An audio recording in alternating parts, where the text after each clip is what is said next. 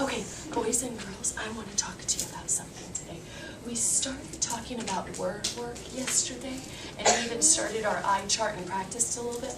But I want to look at something today that's a little different. I know it's sideways. But I want to look at some words and notice a pattern in them, okay? Now, we know that one of our accuracy strategies off of the cafe wall, one of our accuracy strategies for helping us read the words is to flip the sound. So we're going to look at some words today, and we're going to use that to help us make sure we're reading it, okay? So let's look first at this word, and after I write it, I want you to read it for me, okay?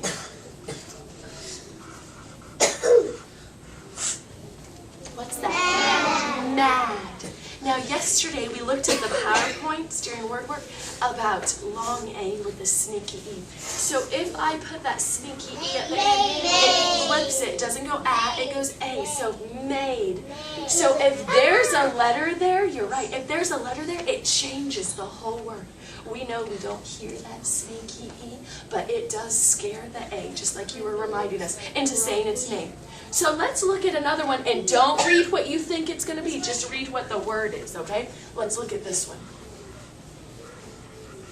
What's that word? Can. That word is can, and if I put the sneaky E on it, it changes it to cane, okay? Now, very nice. Now, I want to try another one. Let's look at this one. Hat, if I add the sneaky E. Hate.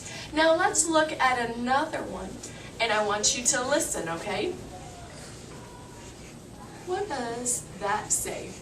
Bag. Bag. If I put an E there, vague. Is that a word? No. No. You cannot add a sneaky E to every word that has a short A and make a new word. So I don't want you to think you can just change the E there and then it makes a new word. Vague is not a real word. So you need to look at it and make sure that you are reading it and that the word makes sense. The vague. Bake is a word, but not vague. The reason that's so important is because tomorrow on your morning work, I'm going to be looking to see is really paying attention to, are these words real words or are they fake words? Let me show you what I mean. I have here some words at the top, and I don't want you to read them, and I don't want you to read them and then tell me what they are and say, yes, that's a real word, because then you'll be giving answers to other kids. So look up here. You see the little scissors? It tells you to cut these out. So you're going to cut all of these words out. And do you see how I left a space after every word? I want you to put a sneaky E at the end of every word. So you would put a little E right here, and then you would read the word. If it's a real word, like mad got changed into made, if it's a real word, you're going to put it right here. Guess what that says? Real words. If it's not a real word, like vague, that's not a real word, you're going to put it right here under the question mark that's going, what? That doesn't make sense. Okay? So your job is to do two things. One of them is add a sneaky E to all the words. The next thing you're going to do is you're going to read it, and you're going to decide, is it a real word? If it is, it gets sorted right here. And if it's not a real word, it gets sorted right there. Sound pretty easy? Yeah. It is for smart friends like you. So this is going to be an activity that we do all together. But this is kind of like word work, like we've been talking about, because we're noticing patterns in words. We're noticing when there's a long A and a sneaky E that makes a real word. Cane. Cane.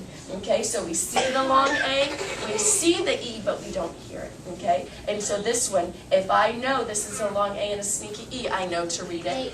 Hate. But we don't tell anybody we hate.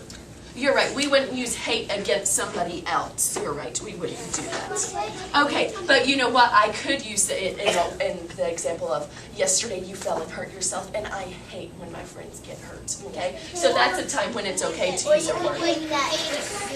If you were a girl and you lost all your hair, you would be like, I hate that I lost all my hair. So we can not like or hate certain situations, but we wouldn't want to say it towards another person because that's just rude. Okay. Okay. Now, some of my friends, it sounds like, have a lot of things to say. So let's take a few minutes and let's have some time to talk, but we're not going to talk about anything we want. We're going to make sure that what we're talking about either has to do with long A, sneaky E, something you noticed, maybe something that you've been doing with inferring, or something that has to do with our reading or things like that. We're not talking about math right now. We're not talking about what you want to eat for lunch right now. We're talking about things that help us with our reading. So if you have something that you want to share with that, now's a great time to do that. Mackenzie? Last night, when I was reading a book, I did flip the sound because yesterday we were still learning about that, and it was, I did that one, and then I thought it was bad, and then it said the monkey is mad, but it didn't look like that. It said the monkey was made. That didn't make sense. So You're my mom right. told me it. To flip the sound. So smart. Mackenzie was at home and she was using a strategy during her reading. That's perfect. And flip the sound doesn't always go from short to long. It can go from long to short. She said the monkey is made. But in her brain she goes, wait a second, that didn't make sense. So she went back and reread, and the monkey is mad. That made more sense. I bet it matched the picture too, okay? So when you're reading and your brain is so busy thinking about, does this make sense? Does that match the pictures?